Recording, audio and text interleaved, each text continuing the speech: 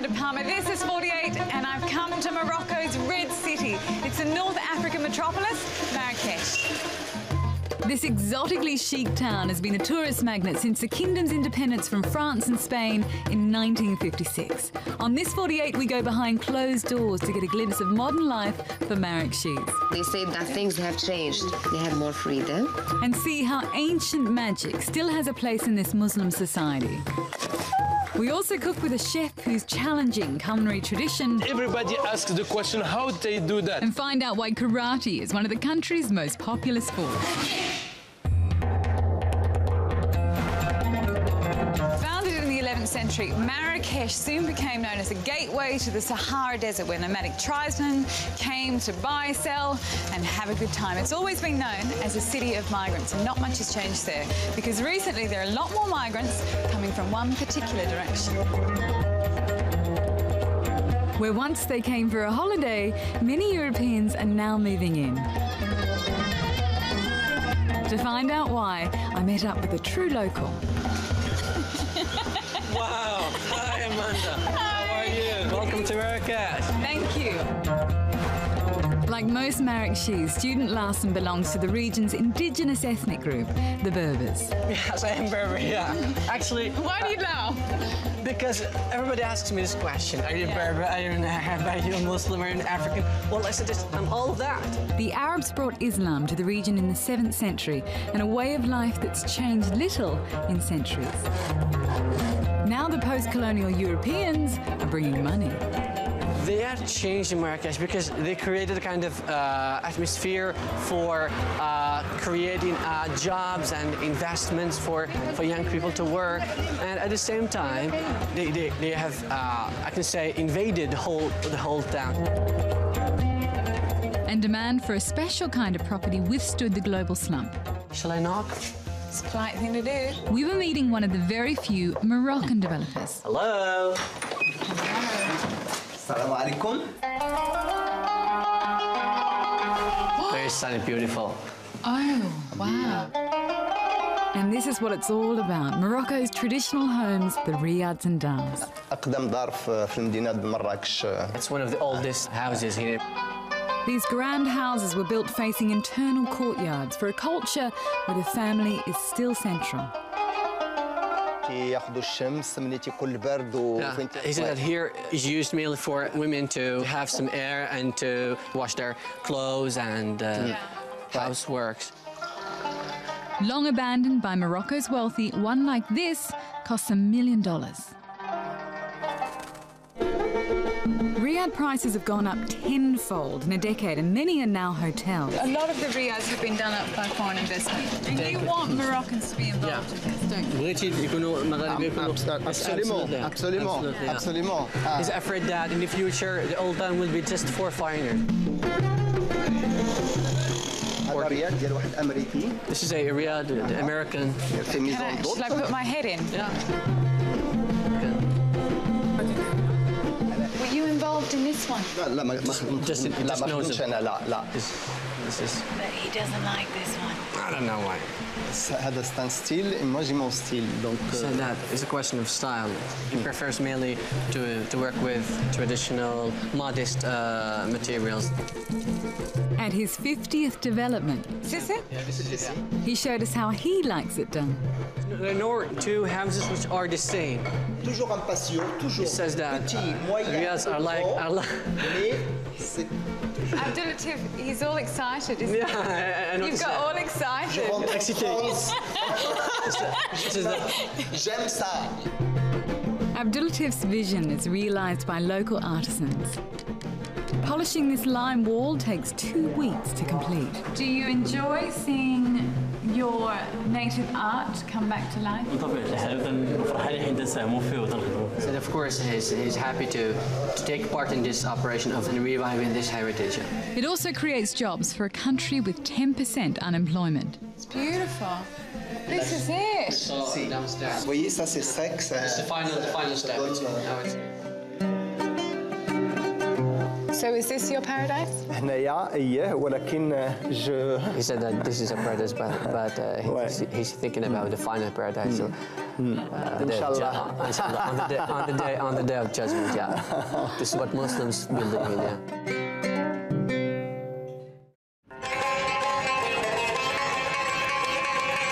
20 minutes from the old town, a new suburbs where ordinary Marrakechis can afford to live.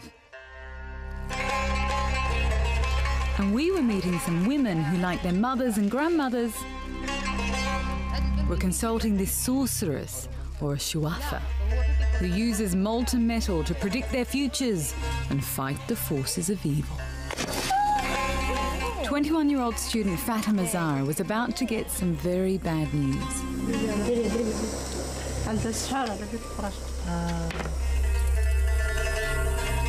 The sorceress's reading of the metal revealed that her reproductive organs had been cursed. Someone has done a spell on her so as not to be married, so as not to have her own home and... Why would somebody put a spell on her? علاش شي حد يدير لها شي حاجة؟ Because she's better than they are. They envy her for her beauty. Do you believe this? No. But many Moroccan women do, despite magic being forbidden under Islam. And what about the idea that you shouldn't do this if you're a good Muslim? She knows that it's God who knows everything, all right, but she has to look for solutions. After repeated tries, the sorceress announced the curse was broken. All the spell has been destroyed. Fatima, who'd had bad readings before, was hoping to change her fortune. Why are they saying she's ill, she has all the problems of the world. Oh, she wants to cry. She was told the spell was too strong to be broken. The final test would be on our ultimate skeptic, Zeneb. Why is magic such a big part of life? They don't want to work hard to find solutions to their problems. They want solutions to come from the sky. Any problems? حلينا. ها؟ مشاكل. I have problems? I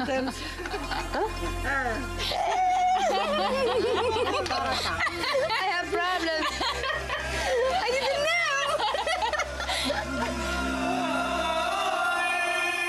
A lot of people do believe. Yes, they believe and they go back home sad and upset. But I hear some other things are just for women as well. Tea parties. Yes, there are so many stories here. This is what I want to see. The traditional tea party. Assalamu alaikum. It's another place where women can seek advice and maybe show off a little. Did you make these? Yes. Lot of ماشي على هادشي كثير.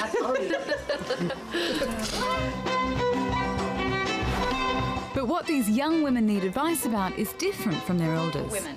When you look at your young daughters and your younger women, what is the difference?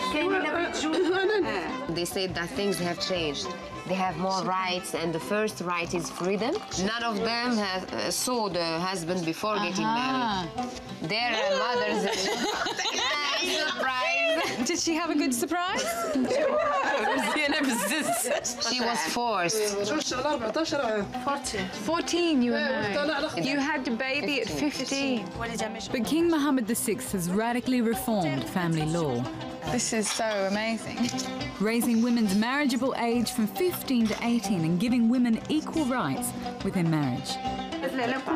Before, women used to be beaten. Now, if she's ill-treated, then she can ask for divorce. Now, they have the right to keep the house, so they are not thrown in the street. They also get to choose when and who they marry. Did you have a love marriage or arranged marriage? Who did she marry? While women are now entitled to their own careers, motherhood Congratulations. remains an ambition for many.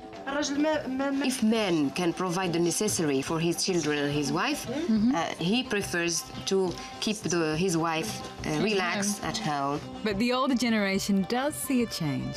She said that our daughters are more intelligent and our daughters-in-law are wittier.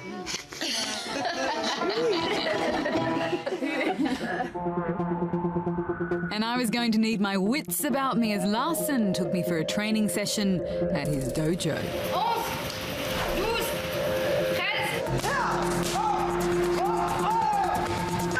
I'm a bit worried that I'm going to get hurt in here. No, I'm not going to hurt you. It's safe.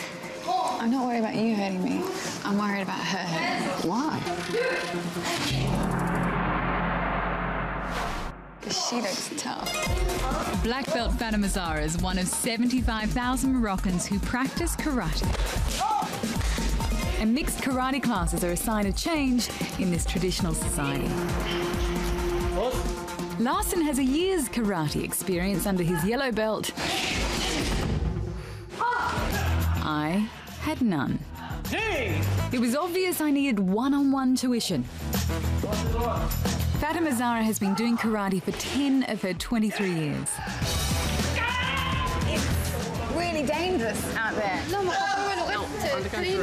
If you get used to it, it's like playing. It's not that dangerous. Are more girls doing karate these days? Yeah, of course, yeah. Prophet Muhammad, peace be upon him, advised us to practice sport and to keep healthy. Ouch. Karate fits in with the Muslim belief in discipline and focus. Lift your hand. And Larson takes it very seriously. I step forward and I lift my feet and see. 1, 2, 3. Right hand. And then sit back. Yeah. Oh. Stop. Whoa, watch it. Come on, don't smile. Okay, I'm not Be serious. trying. Come on. You should not smile when you train. Otherwise, you're not going to follow what the teacher is saying. Cold gaze. You know that? Cold gaze? This is cold gaze. This is cold gaze. Yeah. Are we cold? Yeah. We're cold.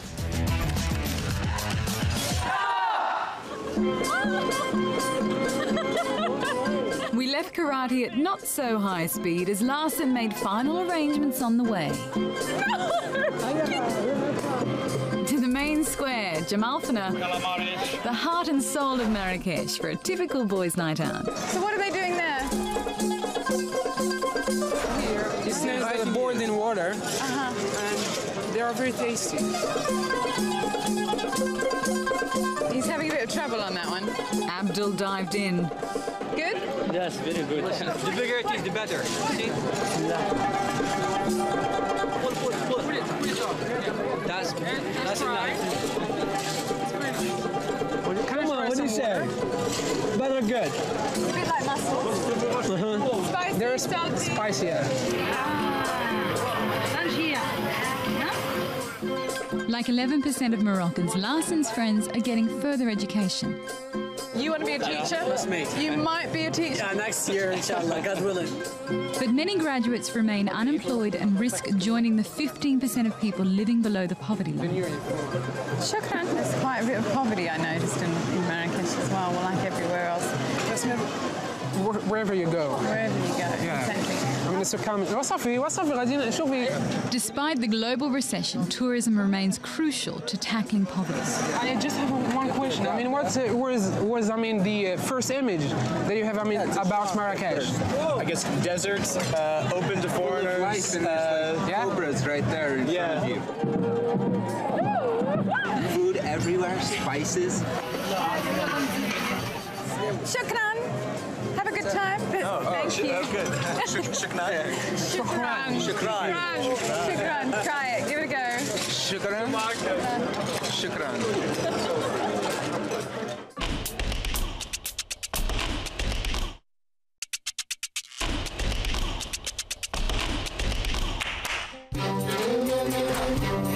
To start the morning morning, Zeneb was taking me shopping with one of Morocco's top chefs. You can find everything here. Vegetables, fish, meat, spices, exactly. We will go right now in the market, the last old market in Marrakech. And this is the place where the locals come. Yeah, for Marrakech's people. But Mohar is no typical Marrakechi. He's reinvented Moroccan food and cooked for royalty and Hollywood stars. Everybody asks the question, how they do that? It's really, really easy. Like a snow with colors. You're crazy, you know. He was going to teach me to make one of his favourite dishes. I love to touch.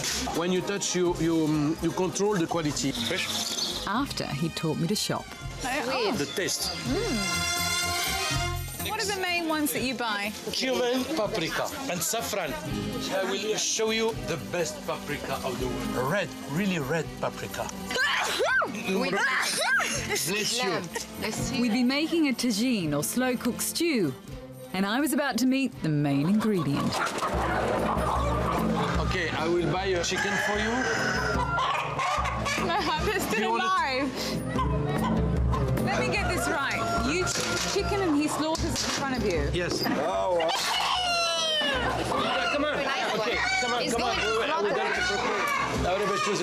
don't know. Oh! Tom, we don't have to see everything. It was so quick. They are very quick. That's why the chicken don't suffer. Here's your chicken. Yes. Oh, look at that. I love Marrakech, huh? Yeah, thank you. Dar Mohar has become one of Morocco's top restaurants. Here we go. Thanks to this Swiss-trained chef's innovation, turning Morocco's traditional heavy dishes into nouvelle cuisine. Somebody say he's crazy. He's changing the Moroccan kitchen. And we are traditional people. Be careful with your fingers. I know. Right. The traditional kitchen, I will not steal it or change it. He's just updating it with the help of an old friend. Do you remember our chicken that we buy? She was very cute. She had black feathers. This one we will prepare it of the tagine, traditional Moroccan. For in the Moroccan kitchen, you have to fill your element, you know? Persil and coriander, garlic, white pepper, ginger. That's ground ginger, yeah? And a little bit of saffron. Beautiful. Right now, we will put some lemon, onions, a little bit water. I try to keep the same taste of the Moroccan kitchen, just less the ingredient. I put so much water and it's lazy. Come on, light, yes. Exactly. Yeah. One more, please. Okay. Oh, wow. Careful, it's hot. That's a miracle. Thank you. Did you learn something? Yeah. Yes. I learned to put water in my tagine. This one is ready for tonight. Next, we headed out of Marrakech. Deep into the country.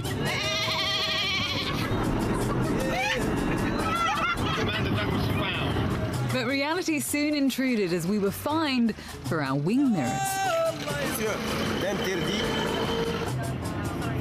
Our destination, the Essaouira region, where the unique argan tree grows. And a village that's keeping alive an ancient Berber tradition. Wait for me. What's that? And we were late for our guide, the mayor. May I say, they are the best cowboy boots I've ever seen. Like the Moroccan people say, please help yourself. My goodness. You can have them.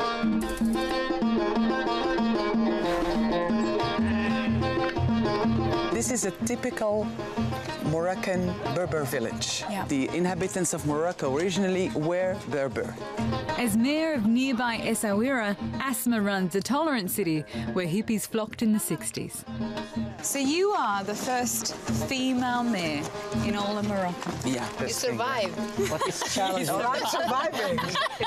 I'm surviving. But it's challenging, isn't it? I love challenge, that's right. So why did you want to be a politician?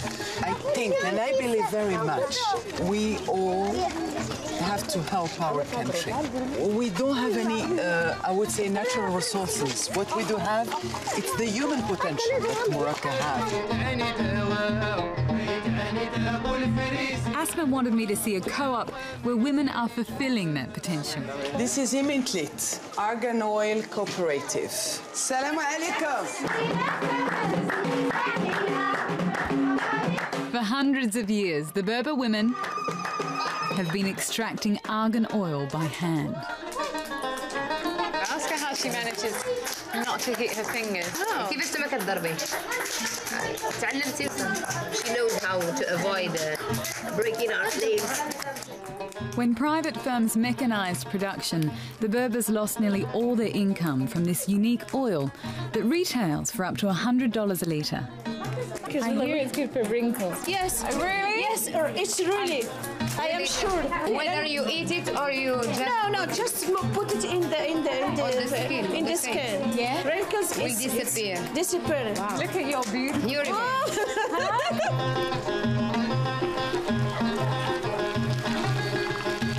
Now they sell their argan products to shops around the world. So they've roasted those nuts to bring out the flavour, haven't they? And the co-op puts the women in control. Is it making family life easier? She said she said that it helps. For example, when her girls need something, she can help her, she can give her some money. Women earning a wage is a huge change for a village like this. What has it meant for the men of the community? He said it's okay, it's good. Yeah, he said it's good for her to work and to produce something and not to stay at home. And they are open-minded just people. to consume. Mentalities change. This is what I really want to say. Years ago, he wouldn't allow them. A daughter or wife, today she's got her own wages. I think women today in Morocco understood that she's got the same right as men. Zineb's daughter's birthday party awaited us in Marrakech, but we couldn't leave before the women had said goodbye.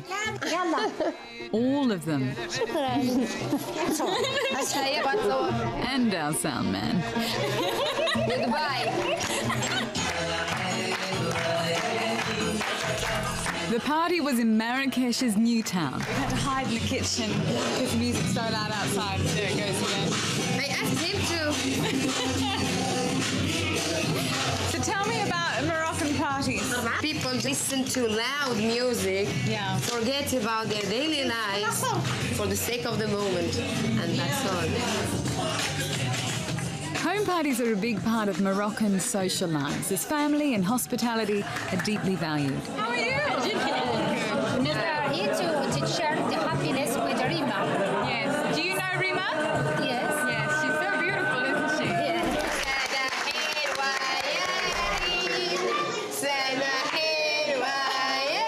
For Reem's 7th birthday, Zineb and husband Francois had invited their friends and family to celebrate with a feast of meat stew.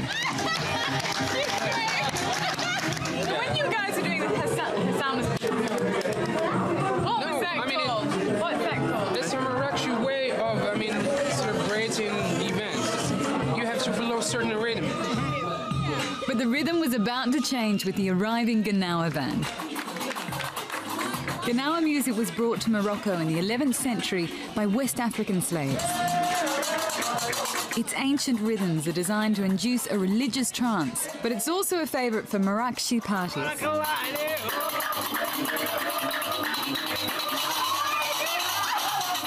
So we've come to the end of the night with our mint tea. Lassan, thank you very much. Thank you. I'm so glad that I had the experience with you. It was wonderful. So thank you so much. And thank you, Zineb. madam, our Zineb, Thank you, our Zineb. crazy Zineb. Thank you so much. Thank you, Amanda. This is it. So, Isn't it? I'm going to see you on the dance floor in 2 minutes. No. So finish no your tea. way. No way.